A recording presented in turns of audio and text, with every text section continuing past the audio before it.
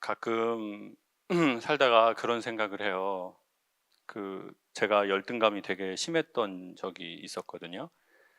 사람은 자존심하고 자존감을 잘 구분 못하는 때가 있는 것 같아요.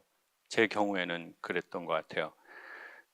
자존심은 쉬운 말로 하면 제 표현으로는 내가 잘났다는 느낌인 것 같아요. 뭐 그런 거 있잖아요. 나 장난 아니야. 뭐 이런 거. 그러니까 어느 날 보면은 살다가 보면 나 되게 장난 아니었고 대단했는데 내가 아무것도 아니라는 걸 발견하는 때가 있거든요. 제가 여대 이제 몇 년 강연을 나가면서 여학생들의 고민을 받은 것 중에 하나가 뭐냐면요. 외모에 대한 거예요. 그래서 엄마가 학교 다닐 때 계속 우리 딸이 세상에서 제일 예뻐, 제일 예뻐 이렇게 키운 거예요. 근데 이제 여대로 왔네요. 수천 명 있는 곳에. 자기가 예뻐요? 그 혼자나 둘셋 있으면 모르거든요. 그리고 그 동네에 있으면 또 몰라요. 근데 이제 전국구가 모이면 알게 돼요. 내가 그렇게 탁월하게 예쁘지 않다는 걸. 공부도 마찬가지예요. 서울대학교 경영대학원이 열등감이 제일 심하다는 통계를 뉴스에서 본 적이 있어요. 저는 공고 나왔거든요. 이제 공고는 공대가 아니고 공고를 나왔어요. 그래서 공고는 열심히 하면 6개월 안에 전교 1등 할 수 있어요. 마음 먹으면요. 근데 보통 마음을 먹지 않고 졸업을 하거든요. 그래서 항상 내가 공부 못해도 그렇게 마음 아파하지 않아요. 마음만 먹으면 6개월 안에 전교 1등 할 수 있다는 자신감이 있어요. 어, 공부 못한다고 기죽지 않고 공부 잘한다고 거만하지 않아요. 우리는 그런 사회를 뭐라고 부르죠? 유토피아라고 불러요.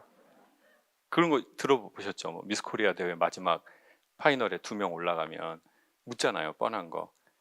누가 됐으면 좋겠어요? 아, 옆에 언니가 됐으면 좋겠어요. 근데 이 언니 담배 많이 펴요. 막 이러는단 말이에요. 어떻게든 그 언니를 별것도 아닌 걸로 깎아서. 그게 사람 마음에 있나요, 없나요? 있죠. 나 이대는 안 나왔지만 난 똥배는 나왔어. 이렇게 뭐라도 하나 캄프라치를 하려는 게 인간의 마음에 있어요. 예. 나 공부 못했지만 난 종교가 있어. 예? 나 사회적으로 힘은 없지만 나 자존심은 진짜 대단해. 근데 되게 이상적인 세계는 나보다 잘한 사람이 인정이 되고 나보다 잘한 사람을 좋아하는 거예요. 꽃을 질투할 필요는 없잖아요. 자, 꽃이 예쁜데 내가 그 꽃의 수혜를 받으려면 어떻게 하는 게 수혜를 받는 거예요? 꽃을 보고 예쁘고 좋아하는 거예요. 그럼 내가 수혜자가 되는 거예요. 근데 꽃 보고 얼마 못 가? 쟤네 잘렸잖아 이미. 나는 색깔은 없어도 나무야. 난 저런 꽃 같은 년들, 또 꽃 같은 친구들, 이런 꽃 같은, 누가 젊었을 때 그렇게 안 예뻤던 년 있냐? 막 이렇게 하면서 그 꽃을 질투할 필요는 없는 거죠. 예. 그게 내가 수혜를 받는 거예요. 예. 자, 근데 우리가 안 좋아지면 나보다 잘하고 나보다 예쁜 거는 인정이 안 돼요. 그리고 나보다 못하는 사람을 만나면 어떻게 될까요? 무시가 된다고요. 지금 여러분 표정이 무시 많이 해본 표정이에요. 이렇게 무시, 별것도 아닌 것들이 있어. 어디서 사리를 틀고 있어? 무시 많이 해보면 얼굴 표정은 딱 티가 나잖아요. 예. 그러니까 나보다 못하면 무시라고, 나보다 잘하면, 나보다 돈 많이 벌면 저것들은 다 도둑질 해가지고 부자 됐다고 얘기하고. 그거는 사실은 외부 세계를 무시하거나 인정하지 못하는 게 아니라 누구를 인정하지 못하고 무시하는 거예요. 자기 자신이 뭔가를 잘했을 때 인정이 안 되고, 내가 뭘 못하면 나한테 되게 가학적으로 아주 매몰차게 대하는 사람이 있어요. 남한테는 되게 관용적인데 자기가 잘못한 것에 대해서는 되게 가학적인 사람이 있어요. 냉철하고. 여러분은 한 어느 정도인지 알고 싶은데, 강사님, 저는 남한테는 좀 관용도 베풀고 이해도 많이 해주는데, 내가 뭘 잘못하거나 실수했을 때는 되게 아주 예민하게 반응을 하고 매몰차게 나를 몰아치는 것 같아요. 제가 그런 성향이 좀 있네요. 라고 하는 분 손 한 번만 살짝 들어봐 주세요.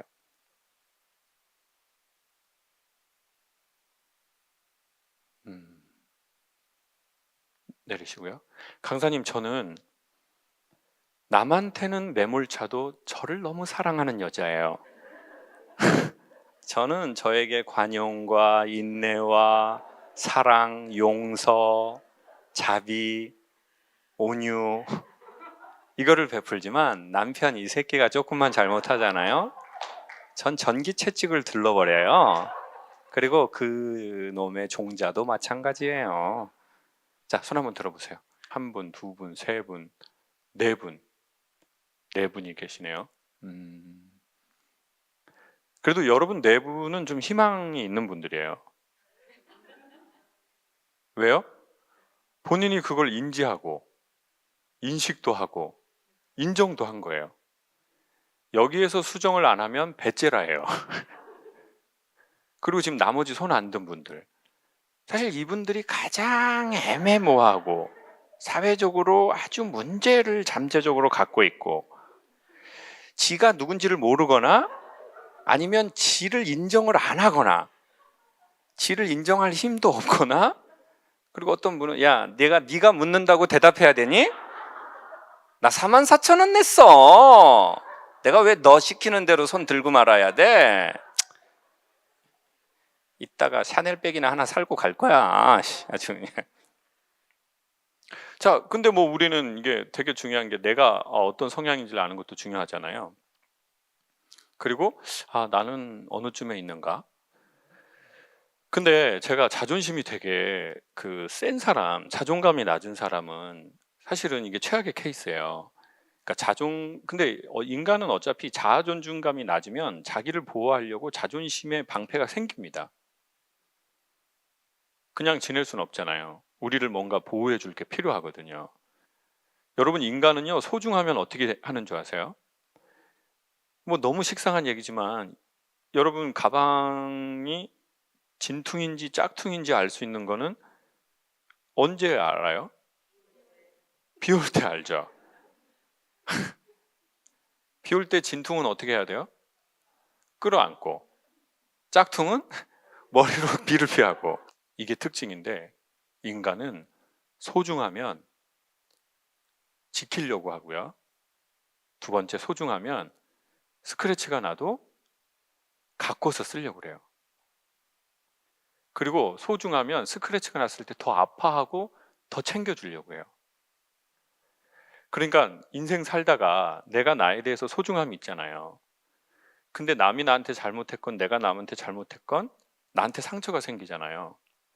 그러면 우리가 자아 존중감이 괜찮다면 우리는 더 그런 우리를 안타깝게 여기고 더 케어하려고 해요.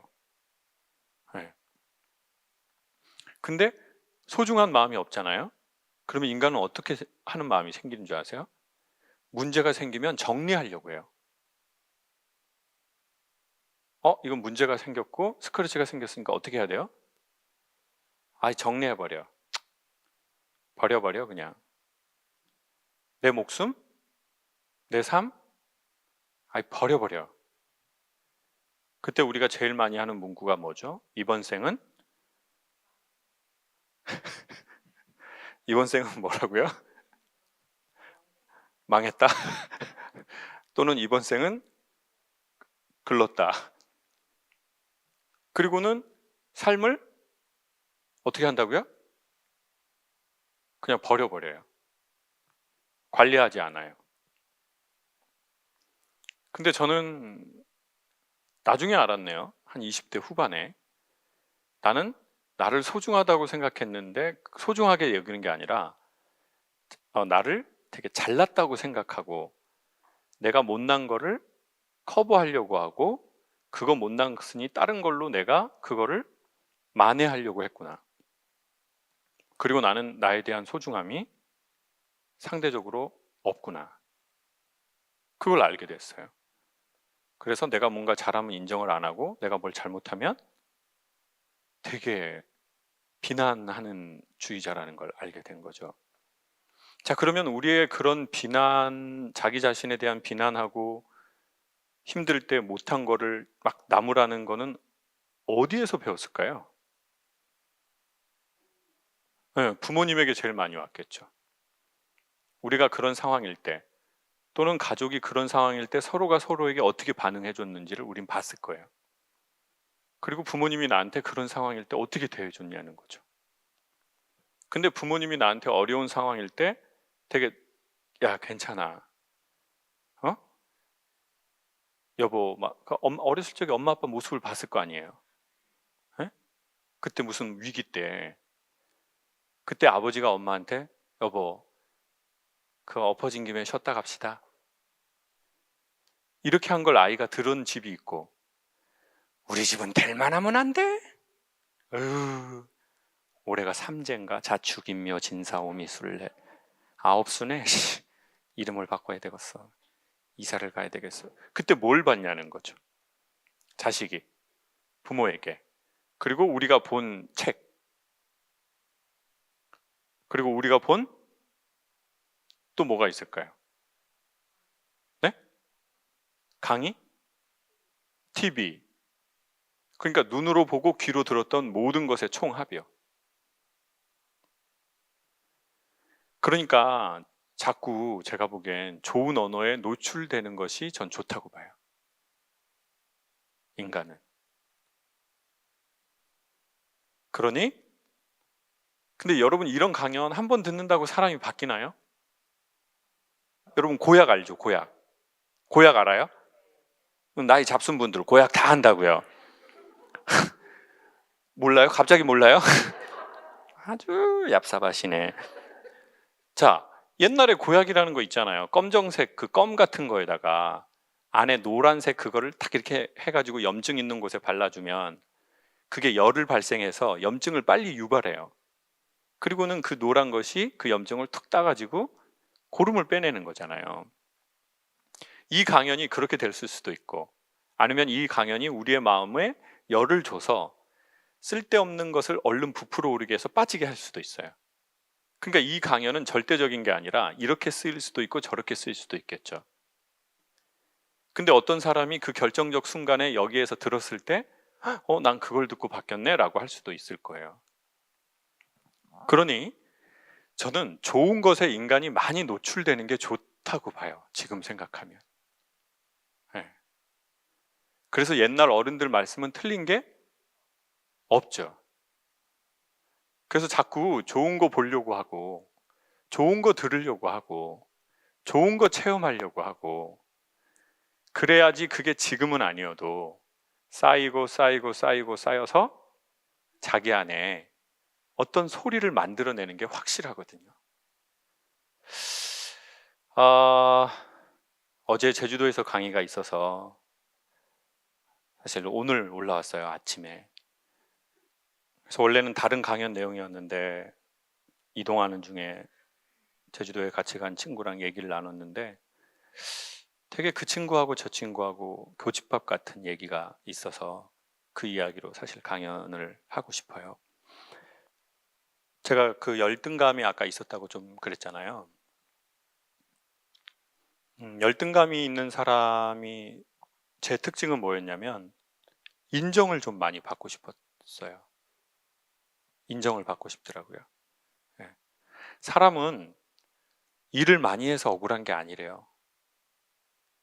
인정을 못 받으면 억울해진대요. 내가 정말 애쓰고 노력했어요. 그거 자체로 억울하지 않아요. 근데 뭘 해주지 않는다고요? 인정해주지 않고 알아주지 않는 거예요.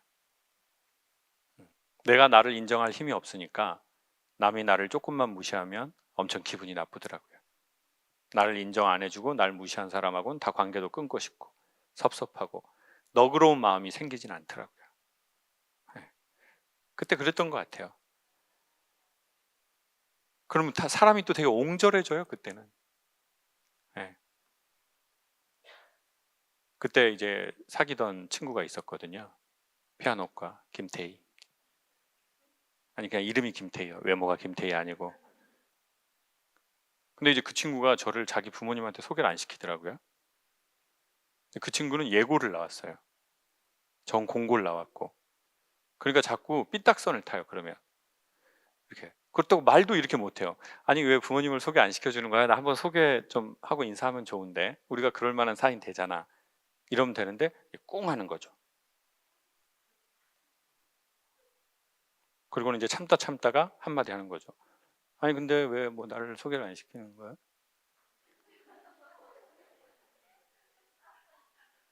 응? 그렇지. 내가 자격이 없으니까.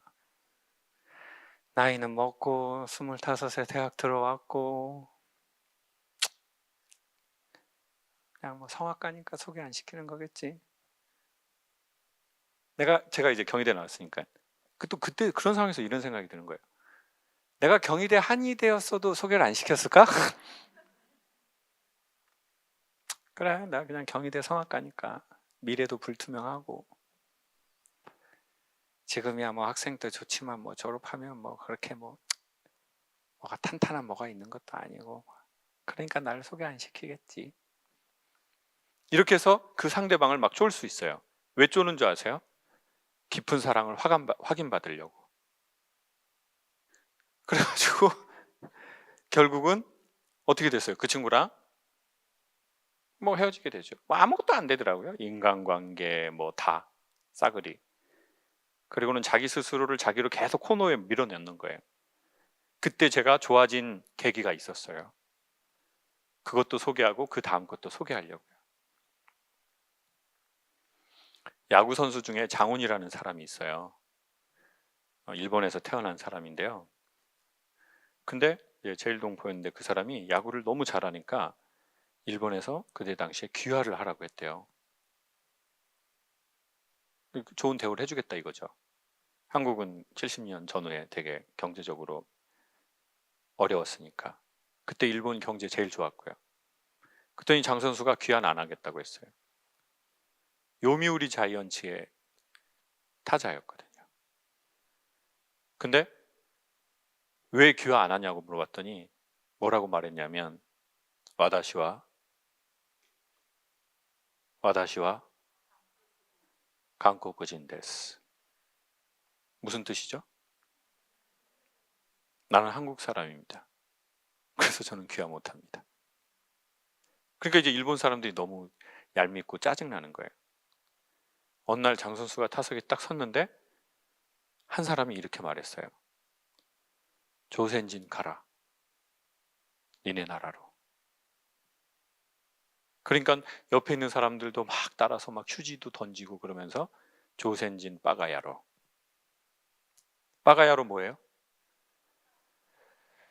직역하면 바보인데 그게 의미가 한국의 바볼까요? 이렇게. 바보! 바보야! 이런 느낌은 아니죠.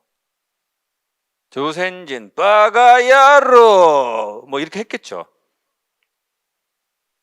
잘 어울린다고요? 선생님 무슨 뱉는다고 다 말인가요? 그래가지고 이제 게임이 안 되니까 들어갔어요. 조용해지니까 다시 나왔어요. 그리고는 타석으로 안 가고 관중석으로 갔어요. 그리고 수많은 관중에게 딱 한마디를 했대요. 뭐라고 했을까요? 하이, 와다시와 한국인 데스. 네, 저는 한국 사람입니다. 그리고 배트를 잡았어요. 투수가 던진 걸 쳤는데 장외 홈런이 됐어요. 그 사람이 1루, 2루, 3루 걸으면서 무슨 생각을 했을까요? 그걸 생각이 들더라고요. 그 사람은 무슨 생각이 들었을까? 그리고 그때 이런 마음이 들었어요. 갑자기 눈물이 났어요. 그래, 우리 아버지 귀 안 들리는 장애 있는 집에서 난 태어났다. 사실 그거는 그렇게 저한테 힘듦을 준 이유는 아니었어요. 그래, 우리 집 가난하다, 이것도 아니었어요. 저를 비난하는 가장 큰 소리는 뭐였냐면, 그래, 우리 엄마 아빠는 사이가 안 좋다였어요. 우리 집은 이혼한 것보다 더 못한 분위기다. 나는 맨날 싸우는 집에서 싸우는 소리를 듣고 자란다. 그 무기력함이 전 1번이었던 것 같아요. 그 소리가 계속 들리는 거예요. 그래서 더 밝은 척을 했어요. 왜요? 밝은 척을 안 하면 그 슬픔을 계속 마주쳐야 될 것 같으니까. 어린아이로서는 어떻게 할 수 없는 이 집안의 무게감을. 그러니까 계속 웃었어요. 이렇게. 안녕하십니까? 그리고 선생님이 야, 새치기 하지 마라. 야, 새를 치냐? 새를 쳐? 그러면 사람들이 이렇게 웃어주는 거예요. 그러면 또 그게 좋은 거예요. 계속 또라이 짓을 많이 하는 거예요. 학교 갈 때 애들 걸어가면 전 덤블링해서 가고. 왜요? 특이한 짓을 해야 사람들이 나를 봐주고 내가 어떤 동작을 할 때 반응해 주니까. 사랑의 처음 단계가 뭔지 아세요? 내가 어떤 동작을 할 때 반응해 주는 거예요. 긍정적으로. 그러니까 잘한 일에만 주인공이 되는 게 아니라 실수하고 못해도 그 사람을 주인공으로 만들어 줄 수 있어요. 주변이 그에게 대한 사랑이 있다면. 근데 그 사랑을 받고 싶었어요. 어려서부터.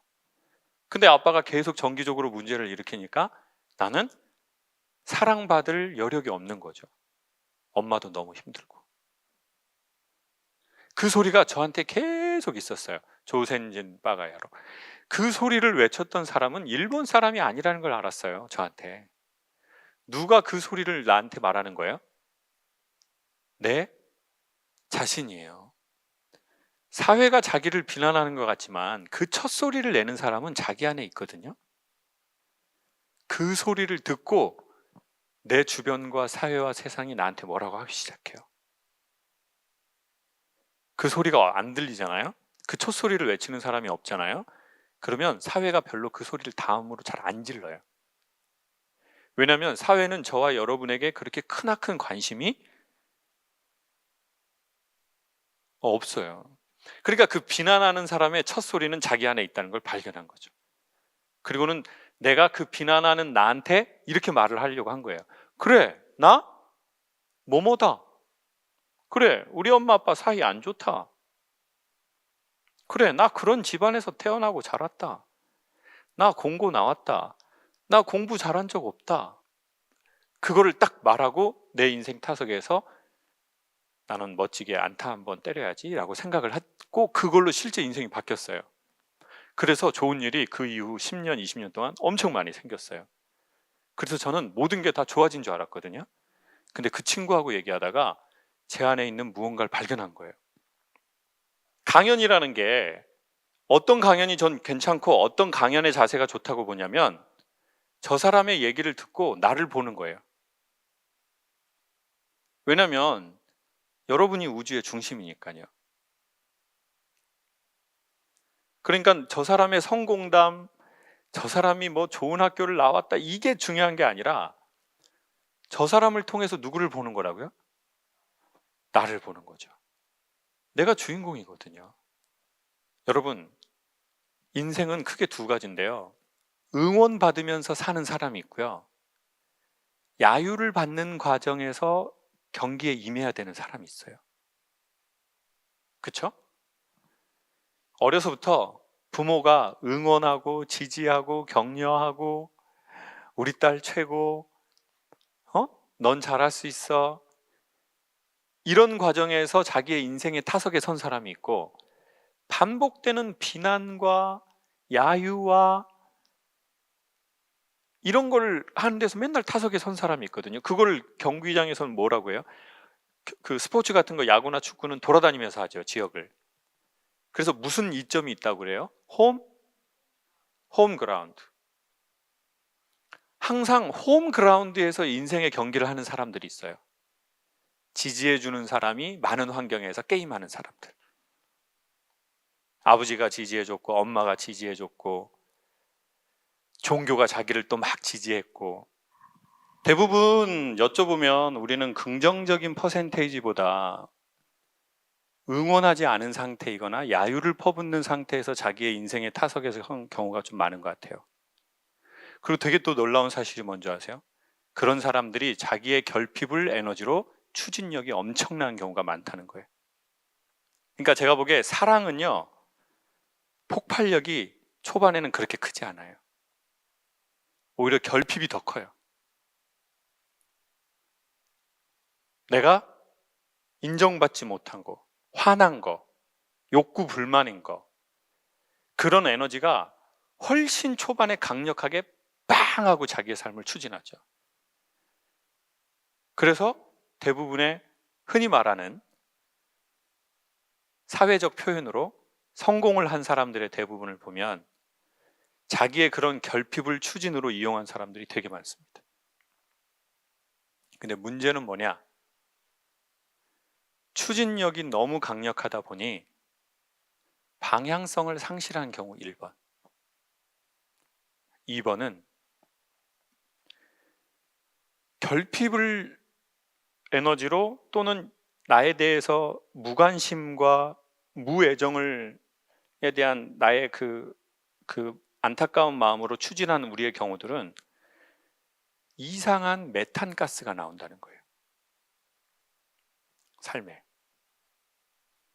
네. 그 여러 가지 중에 몇 가지를 발견했는데 그게 뭐냐면요. 제 경우와 그 친구의 경우는 행복이 불안한 거예요.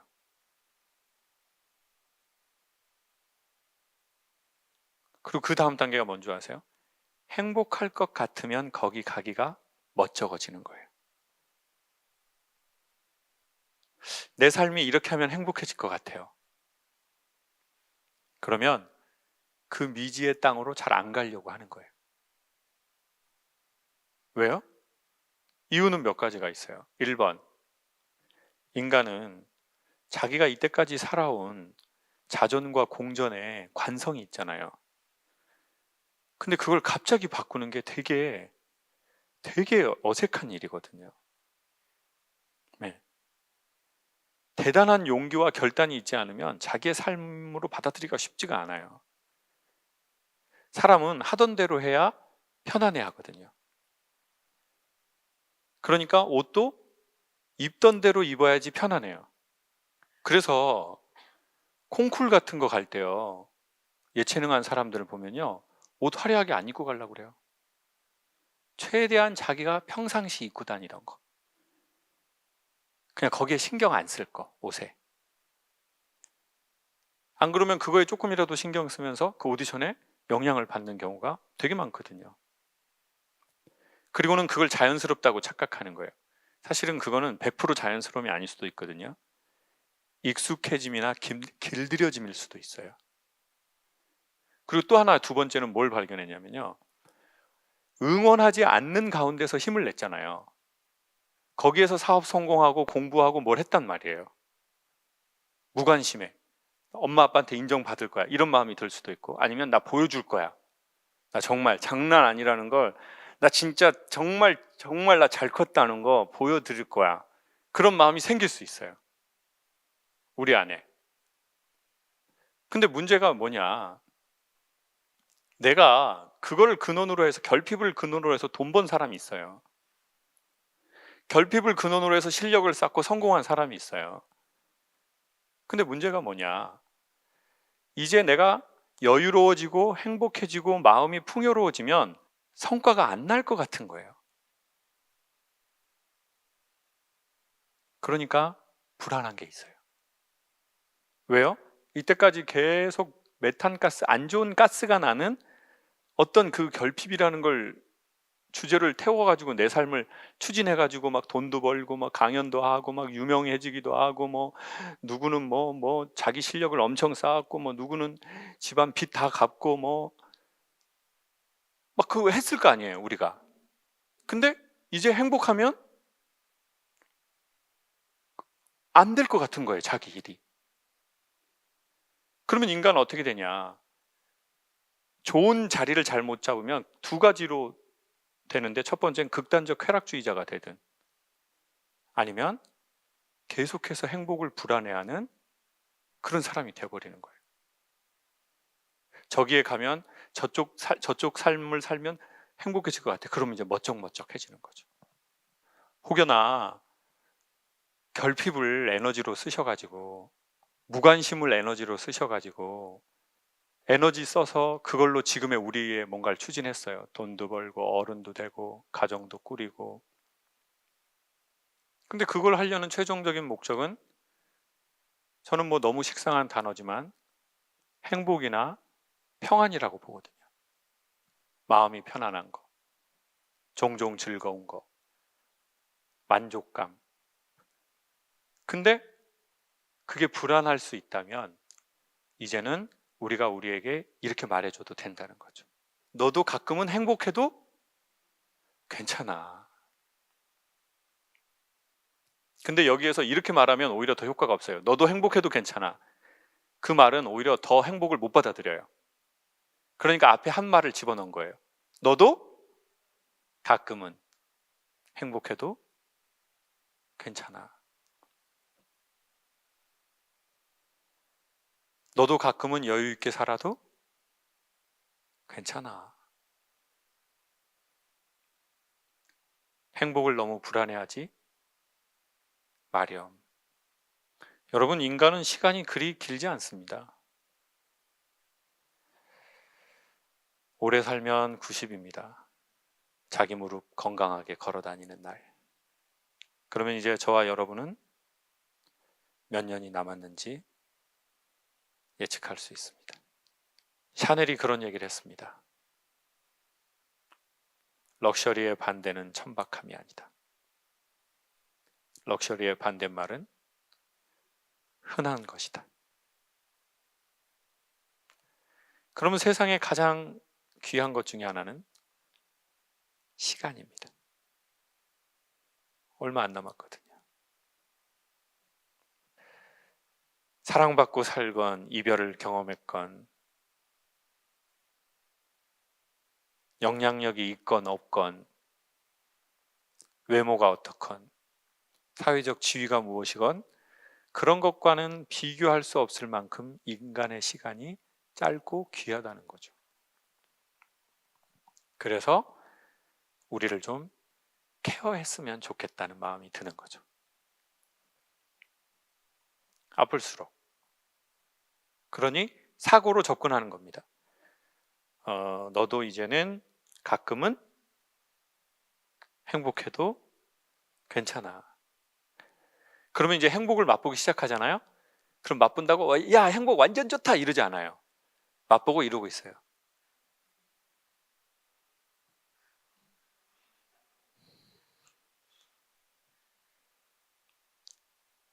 그리고 한 번 맛보잖아요. 인간은 기억해요.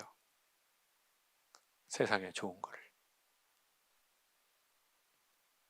그러면 다시 또 이렇게 오게 돼 있어요. 그때 말을 이렇게 하지 마세요.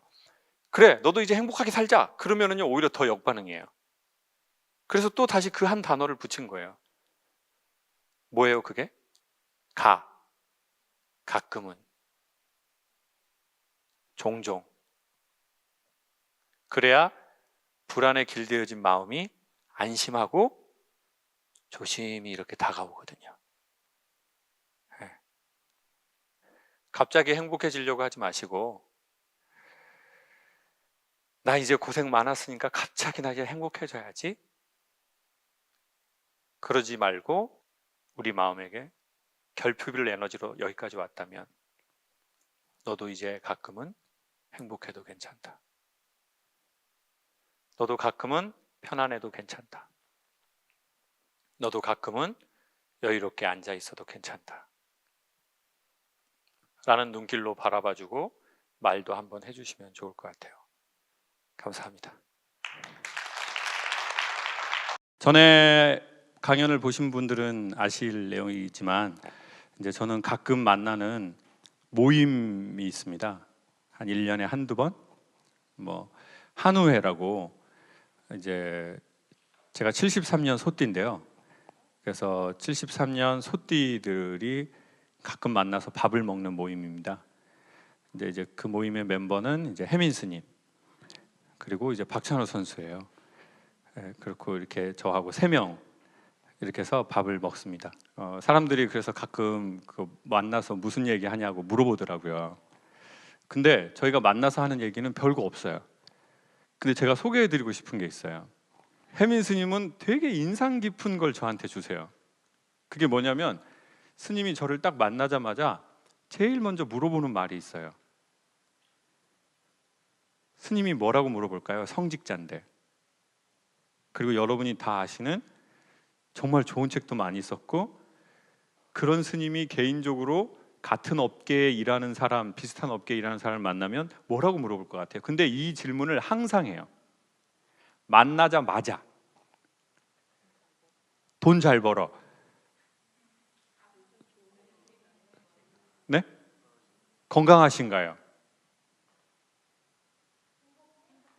행복해? 서로 말 까는 사이는 아니거든요. 네, 맞아요. 김찬호 선생님, 요즘 재미난 일 없어요? 이렇게 꼭 물어봐요. 요즘 재미난 일 없어요? 그래서 처음에는 뭐 저 얘기를 왜 하시나? 보통 사람이 하는 말은 아니잖아요. 만났을 때 요즘 뭐 재미난 일 없어요? 이렇게 잘 안 물어보고 저도 잘 들어본 적이 없거든요. 근데 제가 최근에 알았어요. 사람이 재미없을 수는 있는데요, 재미있은 지 너무 오래되면 문제인 것 같아요. 재미없는 인생이 전 나쁘다고 생각하지 않거든요. 근데 뭐는 문제라고요? 재미있은 지가 너무 오래되면. 최근에 언제가 재밌으셨어요? 라고 물어봤는데 이게 너무 생각이 안 나고 너무 그게 없으면 그건 전 좀 문제라고 생각했어요. 제 인생에. 늘 행복할 수는 없잖아요. 근데 행복한 지 너무 오래됐으면 이건 문제 같다고 느꼈어요. 그래서 스님을 만날 때는 자꾸 그 생각을 하게 되는 거예요. 처음에는 그냥 뭐 흘려들었다가 그래, 나는 요즘에 뭐가 재밌지? 여러분은, 제가 똑같이 스님이 저한테 한 질문을 제가 다시 여러분한테 해볼게요. 그럼 생각을 해보세요. 요즘에 뭐 재미난 일 없어요? 한번 마음에서 딱 이렇게 생각을 해보면 내가 재미난 적이 언제였지? 이 생각이 딱 드실 거예요. 근데 저는 요즘에 좀 재미난 게 하나 생겼어요. 그게 뭐냐면 제가 다음 주부터 그림을 배워요. 그림. 민화라고 아세요? 민화 그림을 배우기로 했어요. 그래서 어제 그 민화 그림 그리시는 선생님을 찾아뵙고 거기에서 선생님, 제가 좀 배울 수 있을까요?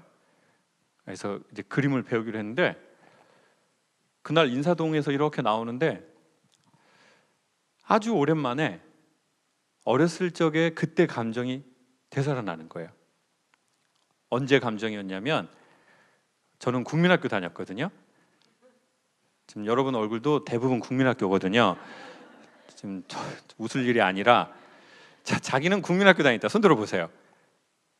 봐봐요. 지금 80%가 국민학교예요. 지금 얼굴 보면 국민학교거든요. 딱 나와. 국민학교는 초등학교가 이럴 수는 없거든요. 네. 저는 이제 국민학교를 나왔는데, 국민학교 때 이제 소풍을 가잖아요. 그럼 소풍 가기 전날에 뭘 사죠?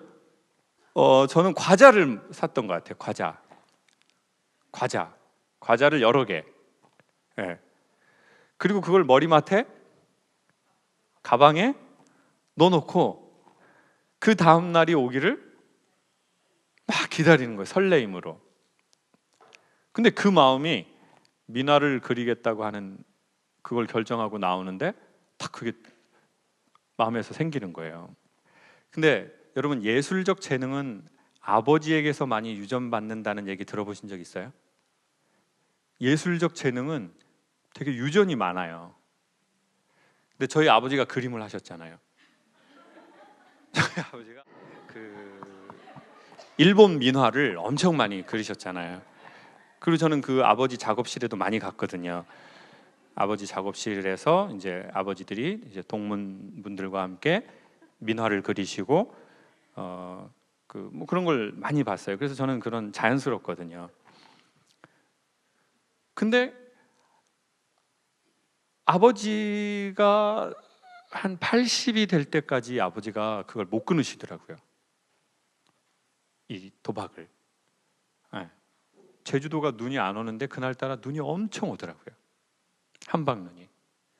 그리고는 저는 이제 국민학교 다니던 시절이었기 때문에 그때는 보일러가 아니라 연탄을 뗐었어요. 골로하고.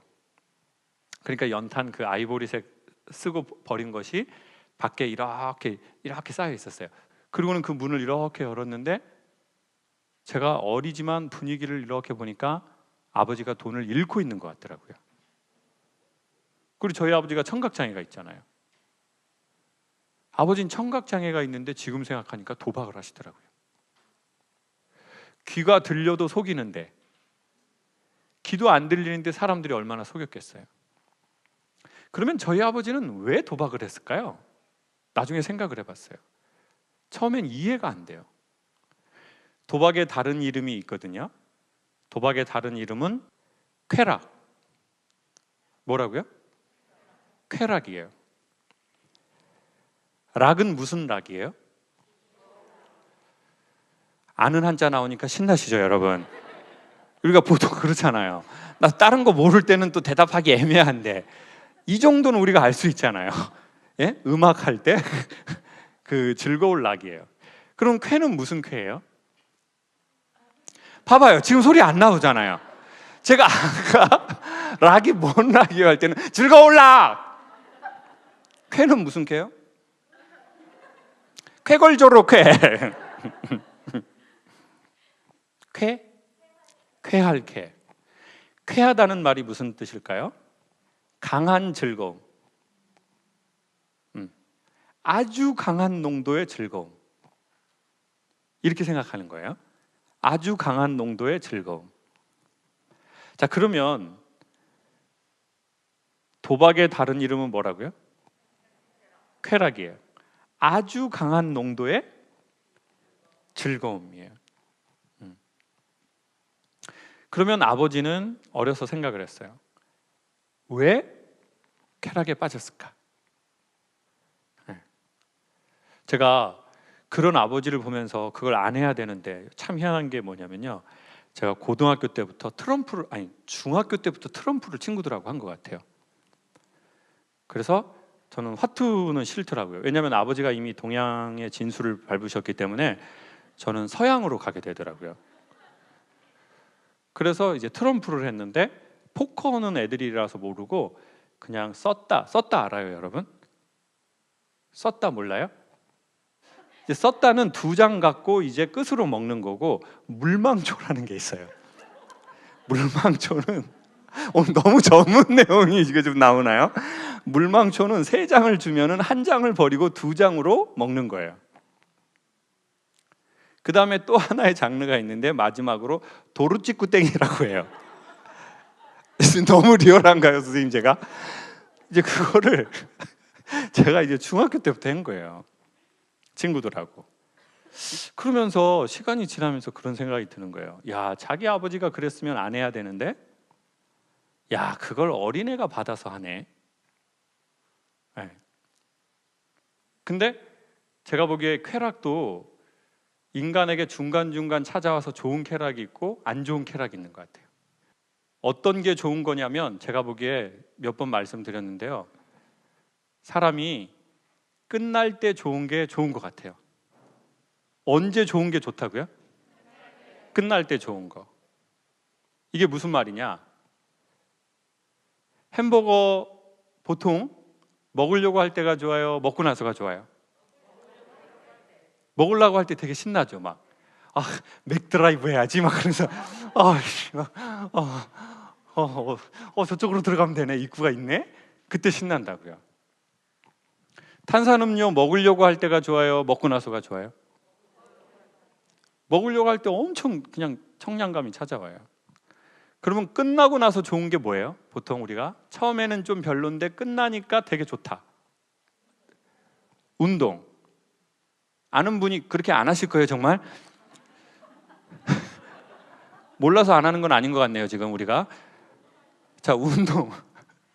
운동은 끝날 때가 좋아요. 하러 갈 때는 진짜 내가 이거 진짜 선수 될 것도 아닌데 내가 이걸 해야 되나 이렇게까지. 근데 하고 나고 샤워하고 나면 되게 좋잖아요. 근데 어떤 거는 하려고 할 때도 좋고 하고 나서도 좋은 것도 있는 것 같아요.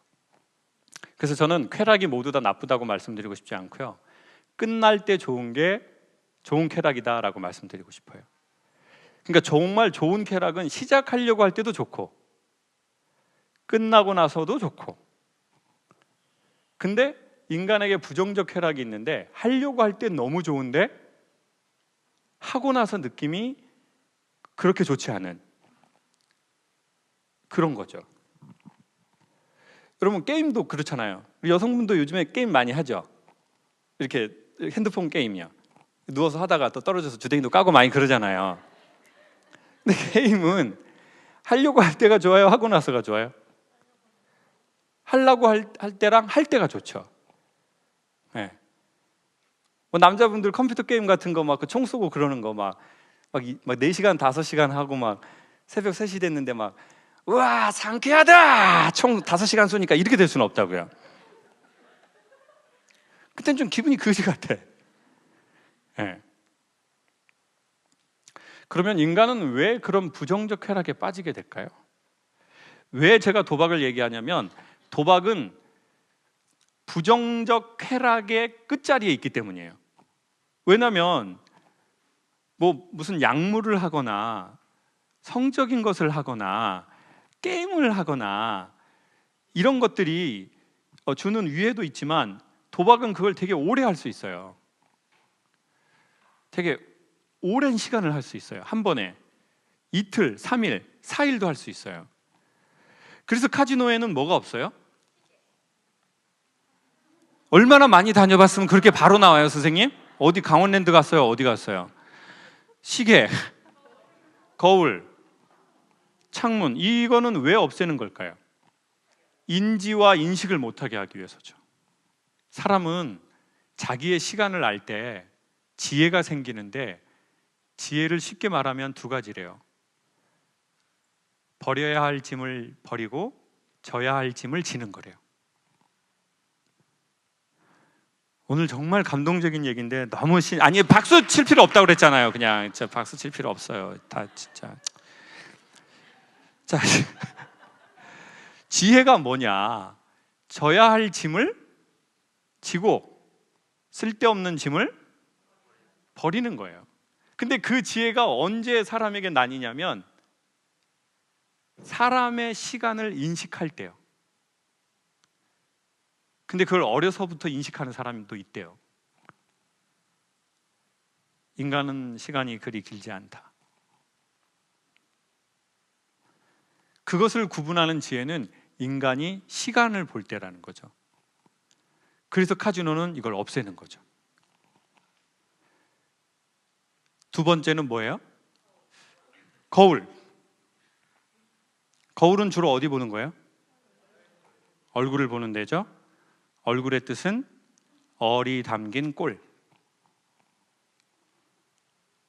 언제까지 안 놀래나 보겠어요. 아니, 끝까지 하지 마세요. 끝까지 하지 마세요. 제가 지금 너무 감동적인 거 4개 나왔는데 한 번도 놀란 적 없는데, 아니 치지 마세요. 저 됐어요. 자, 얼굴은 뭐라고요? 얼이 담긴 꼴이에요. 꼴이라는 말이 굴로 파생이 된 겁니다. 꼴은 무슨 뜻이죠? 모양, 형태, 외래어로는 왁구. 느낌 빠고 오죠? 느낌 빠고 오죠 지금? 예? 영어로는 프레임, 틀. 예? 그러니까 우리가 야, 걔 얼짱이야. 그런 말 쓰던 때 있잖아요. 그러면 이거 정말로 단어로 따지면 얼짱은 뭐가 짱이라는 거예요? 얼이 짱이라는 거잖아요. 근데 아까 얼은 뭐라고 그랬어요? 혼, 스피릿, 소울, 네, 영혼. 그러니까 걔 진짜 얼짱이야라고 말하는 걸 굳이 진짜 단어로 해석하면 걔는 영혼이 되게 끝내주는 사람이야. 근데 우리는 예쁘고 잘생긴 틀을 얼짱이라고 불렀잖아요. 그러니까 그건 정확하게 뭐 언어는 뭐 새로 지으면 되는 거지만 정확하게 말하면 틀이 잘생긴 사람, 이쁜 사람은 꼴짱이죠. 꼴짱. 그러면은 거울을 본다는 건 뭘 본다는 거예요? 자기의 영혼을 본다는 거예요. 시계를 본다는 건 자기의 남은 시간을 보는 것이고, 내가 어느 만큼 살아왔고, 지금이 몇 시고, 내 인생이 앞으로 지금 얼마가 남았는지를 대략 예측하는 거잖아요. 거울을 보는 거는 뭐죠? 내 영혼을 보는 거예요. 그래서 제가 보기에 저는 이런 강연이 교육이라고 생각하지 않거든요. 이거는 제가 원하는 방향은 내가 잘해서 사람들에게 거울 역할을 하는 거예요. 그러니까 건강하게 이런 강연이나 유튜브나 책을 오래 즐기시려면 스타를 보러 가는 것이 아니라 스타를 보거나 강사를 보거나 공연을 보거나 그 무엇인가를 보고 결국은 누구를 보려고 하는 거예요? 그러면 삶의 주체자는 누굽니까? 여러분 자신이죠. 네. 그리고 마지막 하나는 창문이요. 창문으로 두 가지가 들어오는데 뭐 들어올까요? 햇빛하고. 여러분 사람이 중간중간에 제가 보기에 바람 쐬야 돼요. 창문을 좀 열어놔야 돼요. 사람이 집중하다가 뭐 해요? 시간이 좀 더 지나면 집착하거든요. 사랑에 집중하다가 집착하고, 일에 집중하다가 집착하고, 돈 버는 거에 집중하다가 돈 버는 거에 집착하고. 그러니까 우리가 집중해서 집착으로 넘어가기 전에 그걸 도와주는 게 창문을 한번 열고 창가로 가는 거죠. 그러니 자기 분야에만 계속 있다 보면 똑똑한 바보가 되는 것 같아요. 그러니 사람이 노하우가 생길수록 다른 분야에 관심을 가지면 좋을 것 같아요.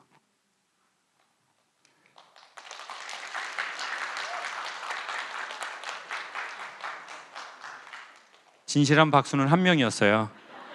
나머지는 그냥 마음 착한 사람이 따라 친 거죠. 이 와중에도 끝까지 안 치는 사람이 진짜 궁금하네요. 물론 뭐 감동이 안 왔을 수도 있고 뭐 괜찮아요. 그러니 어렸을 적에는 한 분야에 집중하는 게 분명히 좋지만 나이가 먹고 계속 한 분야에만 계속 생각을 하다 보면 어느 날 똑똑한 바보가 된 느낌이라니까요. 전문가 바보요. 자, 그러면 사람들이 도박을 한다고 할 때 도박만 도박이라고 생각하는데요. 도박 같은 삶이 더 문제예요. 그러면 도박 같은 삶이라는 것은 뭐가 없다는 거예요? 세 가지가. 시계, 거울, 창문이 없는 삶은 삶 전체가 되게 도박 같은 삶으로 갈 확률이 높아요. 그러면 도박 쾌락은 왜 그렇게 우리가 탐닉하게 됐을까요? 그 원인은 매우 간단하더라고요. 여러분 지금 코로나가 됐잖아요. 집에서 아이들 있는 어머니들은 아실 거예요. 애들이 뭘 전보다 훨씬 많이 봐요? 핸드폰하고 아이패드, 테레비. 전보다 훨씬 많이 보죠. 그래서 아이들이 사행성 게임에 빠지기도 한대요, 요즘은. 초, 중, 고등학생인데도요. 그러면 아이들이 게임을 많이 하고 어린 나이인데도 썼다 하고 도로직구댕하고 물망초하고 그 애는 왜 어린 나이에 그런 걸 하게 됐을까요? 월드, 내가 사는 월드가 없거나 이 월드가 안 좋으면 인간은 당연히 싸이 월드로 들어가요. 정확하게 말하면 싸이 월드가 아니라 사이버 월드로 가죠. 그게 게임이 되든 SNS가 되든 필요 이상의 유튜브 시청이 되든 우리는 그 세계로 갈 수밖에 없어요. 안 가는 게 오히려 더 이상해요. 왜요? 자기 땅을 빼앗기 때문에 사이버 땅으로 우리는 들어가는 거예요.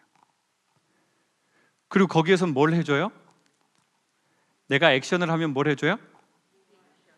리액션을 해줘요. 이게 무슨 말일까요? 액션을 했는데 리액션이 전만큼 할 수가 없는 세상이 된 거예요. 자, 아이들이 액션을 했는데 부모가 리액션을 안 받아줘요. 그러면 아이는 이 월드에서는 못 사니까 어디 월드로 가려고 해요? 사이버 월드. 그래서 게임은요, 기가 막히게 리액션을 해주는 거예요. 내가 조금만 버튼 하나만 눌러도 거기에 대한 즉각적 리액션. 그러니까 살아있다라고 가짜 살아있음을 우리가 느끼는 거죠. 지금 당장은 도움이 돼요. 쌓이면 문제가 되지만. 그러면 왜 우리가 강한 쾌락을 추구하게 됐을까요? 그건 너무 간단해요. 일상에서 소락이 없었기 때문이에요. 정말 중요한 얘기인데 너무 시큰둥하게 반응을 하시는데요. 아니, 이렇게 하면 저도 싸이월드로 가서 강연할 수밖에 없어요. 저도 다람쥐하고 청설모아하고 뭐 이런 고라니 이런 애들 이렇게 숲에다가 모아두고 차라리 야, 저 아저씨가 도토리 줄 테니까 웃어봐. 야, 이거 고구마다 먹어라, 고라니야. 차라리 그게 제가 낫겠어요. 지금 많이 힘드네요. 그러니까 반응이 없으니까 사이버 세상으로 들어가 버린 거예요. 평상시에 작은 즐거움이 없으니까 작은 즐거움이 쌓여가지고 작은 즐거움에 대한 갈급함이 쌓여서 큰 즐거움을 원하게 됐어요. 근데 작은 즐거움을 알지 못하니까 너무 목마르니 이것이 끝이 좋은 쾌락인지 끝이 나쁜 쾌락인지도 우리가 구분할 수 없는 상황이 돼버린 거죠. 그냥 강한 즐거움이면 일단은 땡기는 거예요. 그러면 끝이 좋지 않은 쾌락에 빠지지 않으려면 어떻게 해야 됩니까? 우리가 일상에서 소락을 아는 것이죠. 소락, 작은 즐거움. 코로나가 계속 가겠어요. 언젠간 끝나겠죠.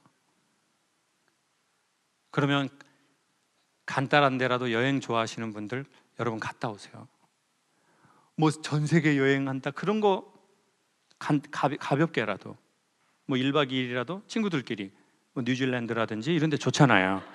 거기 남섬 같은 데 이런 데 뭐 오클랜드 같은 데 좋잖아요. 네. 크게 하려고 하지 말고 그 자금의 즐거움을 자꾸 누릴수록 쾌락을 안 누린다는 게 아니고요. 끝이 나쁜 쾌락에 대한 분별력이 생긴다는 거죠. 그게 사람이 됐든 약물이 됐든 뭐 쇼핑이 됐든 아니면은 그 가장 센 게 도박인 거죠. 도박은 뭘 걸기 때문에 그럴까요? 돈이요? 네? 영혼을 건다고요? 되도 안 한 소리 하고 계시네요. 정말 우리 보라색 선생님. 아유 정말 뭐 좀 답 나오면 영혼이나 뭐 이런 걸로 쇼부내시려고 그러는데 그런 게 아니죠. 자기 전 재산을 걸잖아요. 파멸할 수 있는 거를. 그걸 뭐라고 해요? 올인해버린 거예요. 자기 파멸을 걸고 하는 인생의 게임이 엄청 위험한데 거기서 나오는 쾌락이 있거든요. 살아있다는 느낌. 근데 왜 그 살아있다는 느낌이 너무 그렇게 내 인생을 파멸할 수 있을 만큼 안 좋은데도 거는 거예요? 평상시 뭐가 없으니까요? 소락이 없으니까, 소락. 그래서 도박 같은 삶에 빠지지 않으려면 우리에게 중요한 것은 월드가 우리가 괜찮은지를 알아보는 거죠. 아이들이 살 수 있는 월드를 내가 지금 제공하고 있나? 아니면 이 사회가 제공하고 있나? 근데 그 월드는 제공하지 않은 채로 야, 왜 그런 걸 하냐? 왜 그런 걸 하냐? 그러면 도대체 애들은 어디에서 존재한단 말이에요? 존재할 수가 없죠. 그러니까 애들이 어린 나이에 썼다 또르찌꾸댕 물망초를 하는 거 아니에요. 그 저만 한 게 아니라 지금 이 시대에도 아이들의 썼다와 또르찌꾸댕과 물망초가 있겠죠. 네. 어른들에게도 있고, 가끔은 거울로 가고, 가끔은 창가로 가고, 가끔은 시계도 보고, 그래야지 도박 같은 삶을 살지 않는 것 같아요. 인생 살다가 갑자기 자빠지잖아요. 절대 하면 안 되는 게 벌떡 일어나려고 하는 거래요. 요즘 만약에 자빠지셨을 수 있잖아요. 우리가 중독에 빠졌을 수 있어요. 쾌락에 빠졌을 수 있어요. 도박에 빠졌을 수 있어요. 그러면 절대 하면 안 되는 것 중에 하나가 갑자기 좋아지려고 하는 거예요. 그래가지고 도박에 빠지면 사람이 손으로 도박했다고 어떻게 해요? 손마디를 자르고 이쪽에다가 패를 껴. 이쪽에다가. 마음이 바뀌지 않는 한 손을 자르고 다리를 자른다고 안 하는 게 아니잖아요. 그러니 갑자기 좋아지려고 하지 마셔라. 왜냐하면 갑자기 좋아지지 못하니까 시도해보고 더 절망해서 더 깊게 들어가 버린다고요. 그리고는 이렇게 말하는 거예요. 나도 해봤는데 안 돼. 식이요법 안 해봤니 언니가? 다 해봤다. 언니도 닭가슴살 싸고 돌아다니고 바나나 싸서 먹어봤어. 안 돼. 오히려 저녁에 음식이 더 땡겨. 언니 안 해본 거 아니야. 너 산 타면 살 빠질 것 같아? 산 타고 배고파서 입맛이 더 좋아져. 그러면 밑에 내려와서 막걸리에다가 파전에다가 또 먹다 보면은 도라미 타불이야 그냥. 언니가 안 해본 게 아니야. 그러니까 갑자기 좋아지려고 하지 말자는 거죠. 그리고 도움을 청해야 돼요. 그러면 사람들이 이래요. 강사님, 제가 사람한테 도움을 청했는데 그 사람이 안 도와주더라고요. 사람보다는요 기관이 더 힘이 세고요, 그거보다 더 센 거는요 책이나 영상이에요. 제가 제 유튜브에 구독과 좋아요를 하라는 게 아니고요, 하면 좋지만 하라는 말은 아니에요. 계속해서 말씀드리지만요, 여러분이 김창욱 TV가 뭔가 컨텐츠가 좋아서 뭐 100개 중에 한두 개 봤어요. 100개 중에 다 100개 마음에 들 수도 없고 들 필요도 없잖아요. 거기에 두세 개가 좋았어요. 그럼 여러분이 클릭하셔서 볼 거 아니에요. 그러면 유튜브에 빅데이터가 알고리즘을 딱 연결해서 여러분이 좋아할 만한 그것들을 찾아내요. 그리고 유튜브 메인 창에 띄워줘요. 그래서 유튜브 알고리즘 빅데이터가 저 사람은 이런 걸 보내, 그러니 이 사람 앞에 제시해야지. 그러면 도움을 받으려는 마음 중에 하나가 뭐냐면요, 그걸 들어보려는 마음이에요. 뭐 하려는 마음이라고요? 들어보려는 마음. 도움을 받는다는 게 도와주세요 이게 아니라, 그래요 한번 말해봐요 내가 들어볼게요. 뭐 하려는 마음이라고요? 들어보려는 마음. 그게 도움을 구하는 거래요. 그러니 책도 한번 들어보고, 유튜브도 코로나 시국이니까 우리가 이런 거 자주 가질 수 없으니까 한번 들어보고, 그러면 삶의 빅데이터가 또 여러분이 원하는 걸 알아서 또 제시할 거예요. 그리고 자꾸 클릭하다 보면, 좋은 걸 클릭하다 보면 또 무엇인가가 우리 앞에 우리를 제시하고, 그리고 자꾸 클릭하다 보면 한 번도 중독에 빠지지 않고 쾌락을 탐닉하지 않았던 사람보다 한번 빠졌다가 건강해지면 훨씬 더 단단해지고 건강해지실 거예요.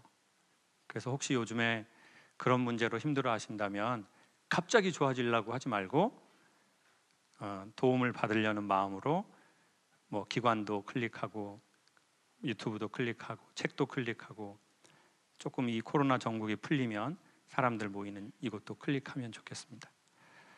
감사합니다. 거듭 말씀드리지만 지금 음악 틀 때가 아닙니다. 지금 바로 시작해야 됩니다. 먼저 아주 라이트한 내용들 2개 있었습니다. 교수님, 오늘은 사랑하는 아내의 생일입니다. 평소 동영상으로 강연을 들으며 교수님 강의가 너무 좋다고 해서 생일 선물로 함께 강연해 왔습니다. 생일 축하한다고 한 말씀 부탁드립니다. 아내의 이름은 서보령입니다. 저는 알고 싶어요. 이분이 결혼 몇 년 차인지. 몇 년 차예요, 선생님? 어디 계셔요? 네. 2년 차.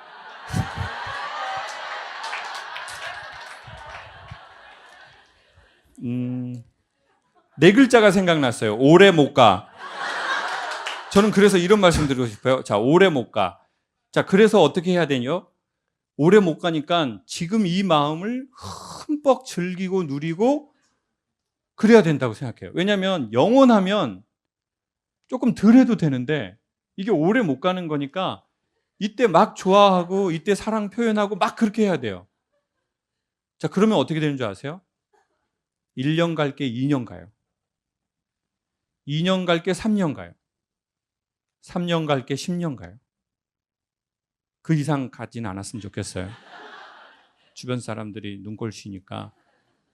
다시 한번 정리하면 오래 못 가기 때문에 지금을 영원처럼 좋아해주고 축하해주고 그 사랑을 나누면 10년 갈 게 20년 가고 20년 갈 게 30년 가고 30년 갈 게 50년 가고 그리고는 니마 그 강을 건너지 마오 할머니 할아버지처럼 그렇게 100살 가까이 돼서도 그렇게 살 수 있다는 거죠.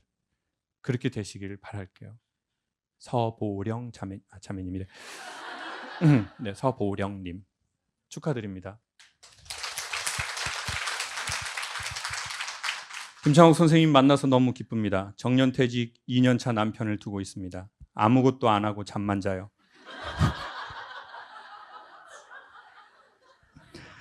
작가들도 이런 글은 못 씁니다. 저는 깜짝깜짝 놀래요, 정말. 이게 진짠가? 지어낸 건가? 이거 지금 문해창작과 학생인가? 연결할게요.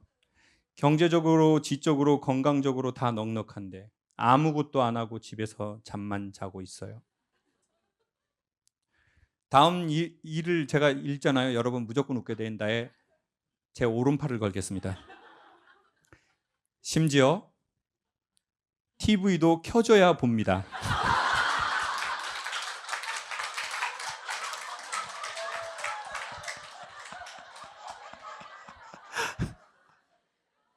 요즘 TV 진이야 테레비 켜줘 이러면 켜주는데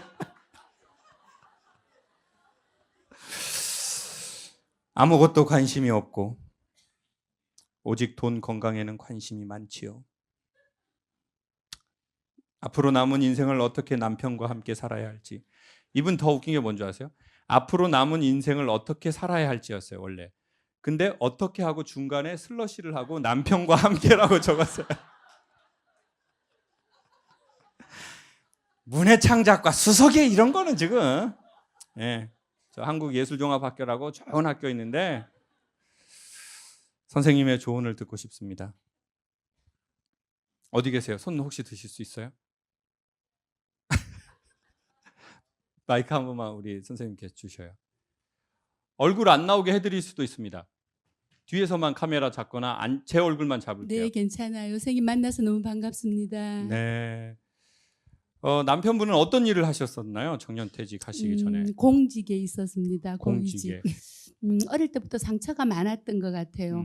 좀 어렵게 외롭게 경제적으로도 어려웠고 정서적으로 어려웠고 아까 선생님 말씀하신 그 귤에 태양도 없었고 물도 없고. 없었고 그런 환경에서 이제 살아서 그런 음. 것 같다는 생각이 들기는 해요. 음. 근데 제가 어떻게 이걸 하고 무관심 하고 살아야 될지 음. 그게 이제 날마다 너무 힘든 거죠. 매일 또 보고 있어야 되니까. 밥은 어떻게 드시고 계신가요? 뭐 건강에만 관심이 있으니까, 그러니까 건강하고 돈하고 가장 기초적인 것만 관심이 있으니까 그 부분은 스스로 잘 해결을 해요.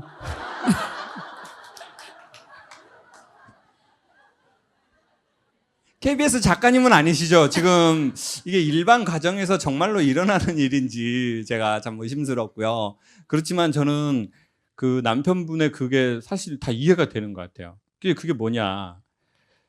자, 아까도 말씀드렸잖아요. 어제의 나와 오늘의 나의 만남이 내일의 우리를 만드는데, 사실 남편분의 지금을 만든 것은 남편분의 유년 시절과 30년 전후에 하고 싶지 않았지만 해야 할 공직 그 생활이었다고 저는 생각하거든요. 그러니까 당연히 아버지 부모님 사랑도 햇빛도 못 받고 경제적으로도 넉넉하지 않으니까 나를 지켜줄 수 있는 건 오직 돈밖에 없어요.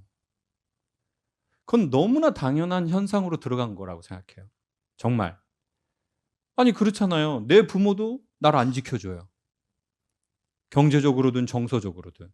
그러면 내가 믿을 게 뭐밖에 없어요. 종교도 없고. 그럼 오직 건강하고 돈이에요. 오직. 근데 그 균형점을 우리가 잃어버린 거겠죠.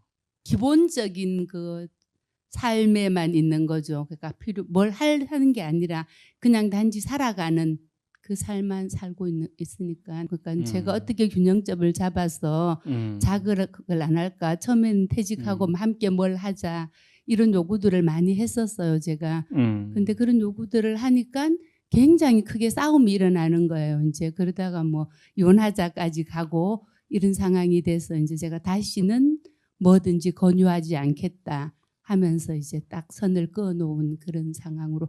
그렇다고 헤어질 수 있는 상황은 또 아니니까 헤어지면 또 어떻게 될까 뭐 이런 생각도 많이 하고 그런 상황입니다.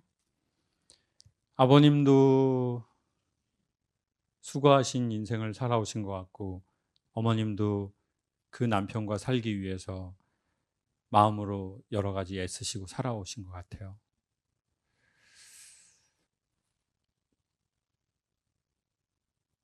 귤값은 있으세요? 뭐 25,000원인데 먹을 거는 뭐 충분하죠 뭐. 예. 제주 귤 한 상자 선생님께 보내드리도록 하겠습니다. 남편과 아무런 얘기하지 마시고 당신 건강 이렇게 위해서 제주도 지인이 보냈다고 그렇게만 얘기해 주십시오. 너무너무 감사합니다. 벌써 몇 상자 드렸죠 제가? 3상자입니까? 그러면 취소 아닌데 그냥 저 드릴 거 드려야죠.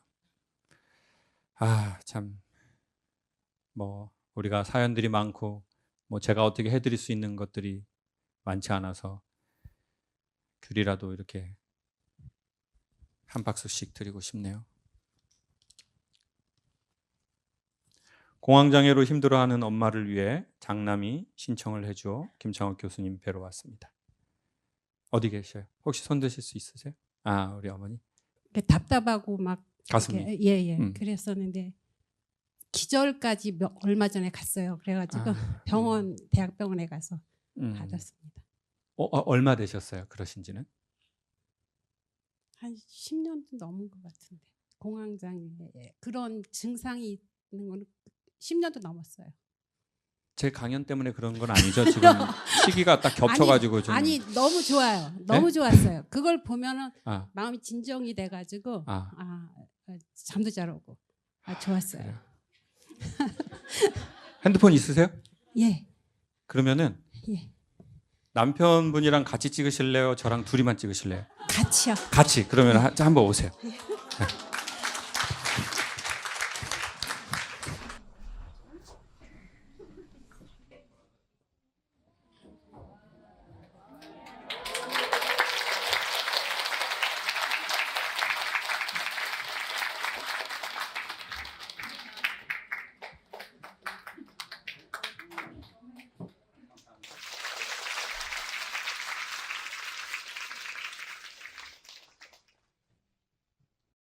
귤 한 박스 드리겠습니다.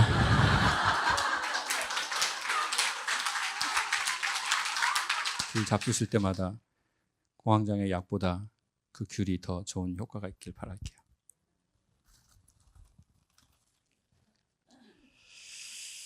마지막으로 하나만 하고 마칠게요.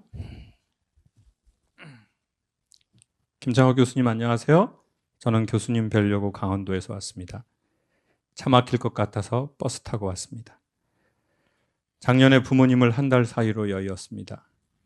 아빠는 암투병 7년을 하시다 돌아가셨고 준비된 이별이라 그리 슬프지는 않았는데 엄마는 한 달 후 갑자기 쓰러진 채로 발견됐습니다. 엄청난 충격으로 아무 일도 할 수 없었습니다. 그러던 중 유튜브로 알게 된 교수님 강연을 듣게 되면서 힘을 얻었습니다. 정말 너무 큰 감동을 받았고 교수님 덕분에 다시 정신을 차리고 일어났습니다. 오늘 이 자리에는 헤어졌던 남자친구와 다시 만난 기념으로 왔습니다. 눈물이 나오려다가 갑자기 들어가 버리네요. 정말 한치 앞을 예측할 수가 없네요. 인생을 한치 앞을 예측할 수가 없어.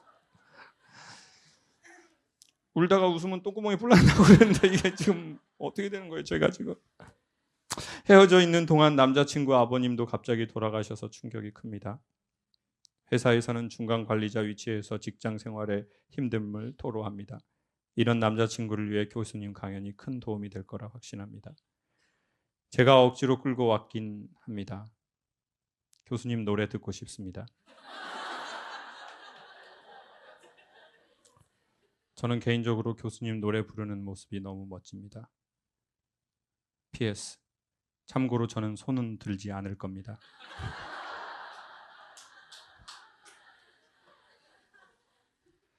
오늘 신춘문예 작가님들이 많이 오셨고요. 정말 그 어떤 작가들도 쓸 수 없는 우리 만남은 우연이 아니야. 마지막 사연은 꼭 하나 하고 싶은 게 있어서. 안녕하세요. 저는 얼마 전 21살 큰딸을 하늘로 긴 여행을 보냈습니다. 주변 사람은 듬뿍 봤던 아이였지만 공황장애와 우울증을 앓았고 3년 만에 저희 곁을 떠났습니다. 병원 치료와 심리상담 그리고 저희 부부 역시 부모 교육 상담을 받으며 아이를 지키려 노력했습니다. 하지만 소용이 없었습니다. 남아있는 아이들이 제 곁에서 떠날까 봐 무섭습니다. 제대로 키울 수 있을지 자신도 없습니다. 둘째가 지금 18살인데 20살이 되는 게 두렵습니다.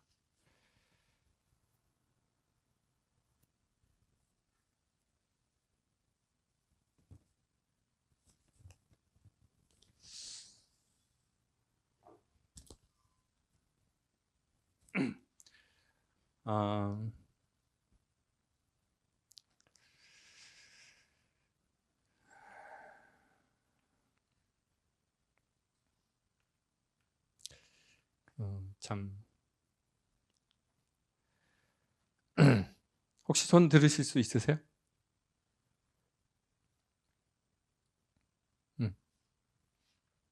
어디 계셨어요? 그래요. 심했던 게 작년에 재수하면서 1년 동안 굉장히 힘들어했었어요. 그러다가 갑자기 확 나빠져가지고 그렇게 되더라고요. 재수하면서 그 전에는 그렇게까지 심하진 않았고요.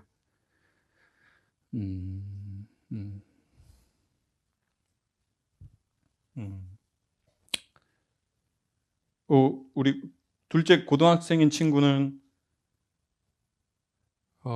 그런 거는 그런 뭐 증상이나 느낌은 전혀 없으시죠?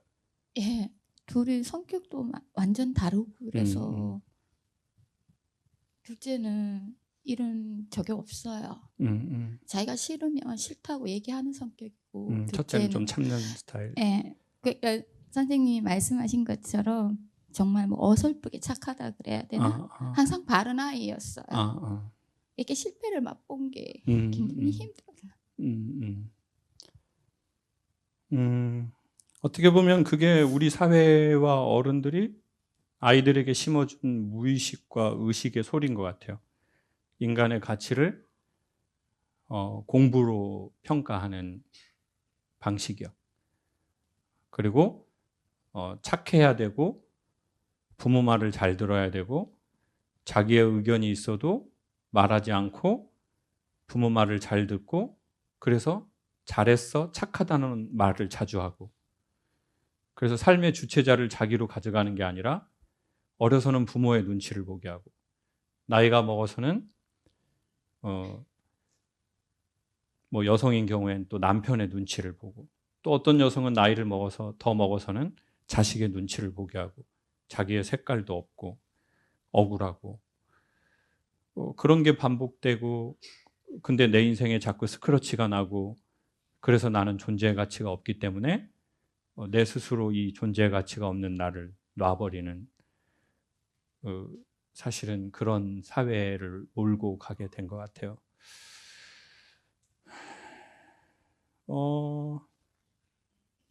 괜찮으시면 그 18살 친구가 1월 달에 혹시 오겠다고 얘기하면 한 번 정도는 강연에 같이 아이를 데리고 오셔도 좋을 것 같아요. 네, 만약에 오겠다고 하면. 네. 둘째 아이가 저를 알거나 그런 건 아니잖아요. 고등학생이니까. 듣고 있는 거 맨날 아이 떠나고 나서 계속 강연 유튜브를 계속 봤어요. 어머니께서요? 예, 왜냐하면 아이가 병원에서 하라는 대로 다 했고 심리 상담센터도 다녔고 다 했어요. 아이가 가는 날 8월 11일 날 병원 치료하고 오고 8월 14일 날 상담하고 와서 11시에 그래서 저기 떠났거든요. 그러니까 전문가도 아무도 몰랐어요. 그거 눈치를 못 챘어요. 주변에서 저보고 치료받으라고 하는데 그런 전문 의료기관이나 이런 데는 솔직히 못 믿겠어요. 항상 이게 틀어놓고 있으니까 둘째도 몇가며 이렇게 곁눈 길로 보고 말씀을 재밌게 하시니까 지도 따라 웃고. 그래, 그러면은 1월에 어머니하고 딸님 혹시 아버님이 오시겠다 그러면 아버님 것도 티켓을 준비해 드릴 테니까 같이 오셔요. 오늘 원래 같이 오려고 했는데 갑자기 시어머니도 아프셔가지고 저는 꼭 들어야 되겠다. 왜냐면 항상 시어머니들은 도움이 안 되네요, 정말. 정말 짜증나게 치유를 정말 좀 받아야 시어머니들. 되는 상황이니까 정말 기다리는데 저번 달에도 23일 날 올라고 했는데 어머님 생일 때문에 아이고 참 또 시어머니 정말. 그래서 이번에는 난 꼭 가야 되겠다. 울산에서 어디서 오셨어요? 울산에서 혼자 KTX 타고 왔어요.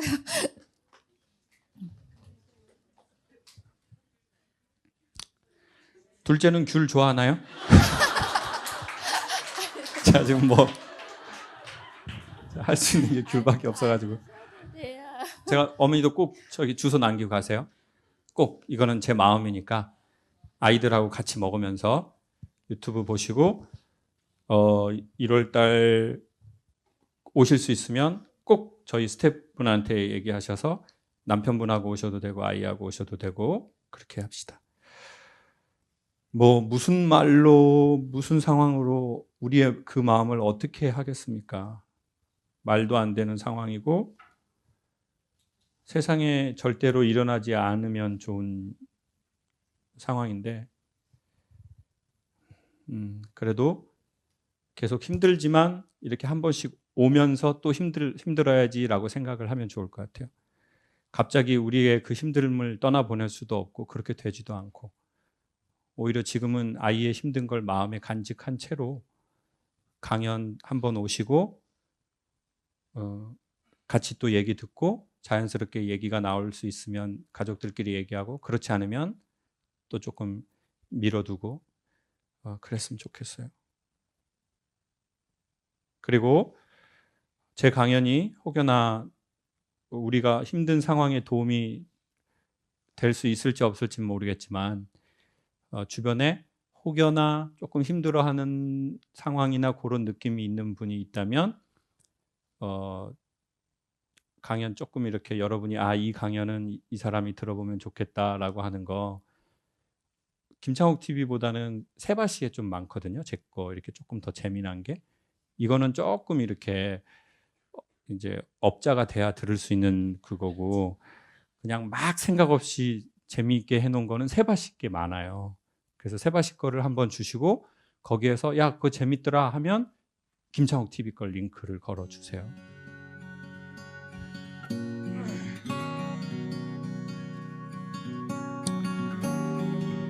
아이가 다시 돌아올 수 있다면 우리가 그 무엇이든 할 텐데요. 삶의 결정적인 순간들에 좋은 영상들을 보고 절대 죽지 마시고 잘 살았으면 좋겠어요. 저희가 진심으로.